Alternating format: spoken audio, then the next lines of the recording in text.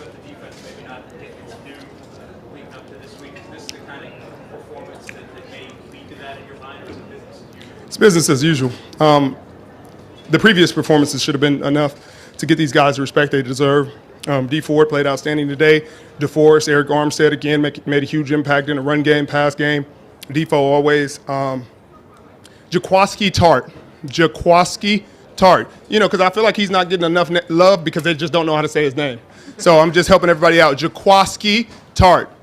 He's playing at a high level right now. Jimmy Ward. Those are people that you probably should keep track of and start to pay attention to. You know, you don't hold an offense like that to under 100 yards passing and shoot barely 100 yards total without playing outstanding football on the back end. Obviously, Quan and Fred have done an amazing job. Ronnie Blair. You can just name countless. Bosa, obviously. E-Man came in and had another phenomenal day. I don't know if he gave up a catch at all. KK has been the best nickel in football, and it's not even close. DJ Reed came in and played admirably. And if you told us, you know, everybody's, you know, disrespecting us. Oh my God, this is going to be a tough game. We came in here without both of our starting tackles. We came in here without our starting corner. We lost our nickel in the middle of the game. Without our fullback, you know, and we can make every excuse in the world, but we don't. We just go out there and execute. We go out there and play at a high level. And, you know, another testament to Salah and DB and Joe Woods and Chris Kasarik, because they came up with an incredible game plan, very sound, and we executed it. Why do you hate DJ Jones so much? DJ Jones. Stout doesn't get enough credit.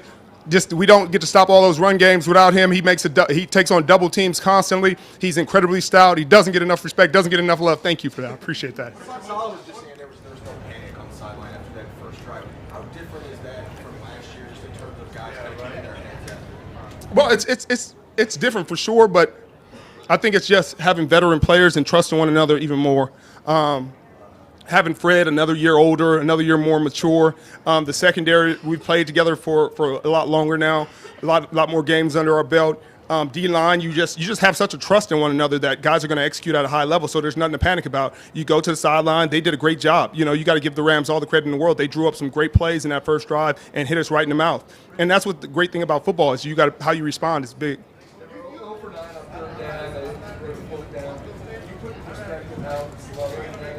Say that one more time. Well, I mean, we did our best to try to get off the field. We played some tight coverage. Salah called a great game. We called man coverage in those situations, and it was, you know, they have one of the top receiving corps in football. So it's just up to every man, every person to stand up individually, and I think Jimmy Ward did a great job. K'Wan Williams did a great job. Everybody just stood up, and obviously the pass rush was incredible. They were back there causing chaos. So it's just really a team effort, you know. And we got to thank our offense. The best defense is actually a great running game. And when our offense is running the ball like that, then the game's short. And the game's short, it's not that hard to play defense because you're not playing as long. You know, you're not playing as long of a game. And so you got to give the offense a ton of credit. You got to give Kyle Shanahan a ton of credit playing without both tackles. Aaron Donald's arguably the best player in football. And obviously he's going to make an impact, but they were able to work around him and make some plays. Someone had said, hey, this defense, what about some of those Seahawks defenses? And you said, well, that's some of the best in NFL history. Obviously, it's still just 5 games, but do you see the potential for people to talk about the 2014 Niners? Hopefully they give us that kind of respect. Hopefully we earn that kind of respect. That's what we aspire to. You aspire every year to want to be compared to some of the greatest defenses of all times, the '85 Bears, the 2000 Ravens, and the Steel Curtain. And all you can do is take it 1 week at a time and execute to the best of your ability. I'm sure there was nobody expecting us to hold this offense to under 60 yards passing, to 120 yards rushing, to 7 points. But you just got to go out there and execute. You can't worry about what the experts say. We just hope that they stick to their word. We want them to sound dumb at the end. Like, stick to your guns. If you were calling us pretenders in the beginning, call us pretenders now.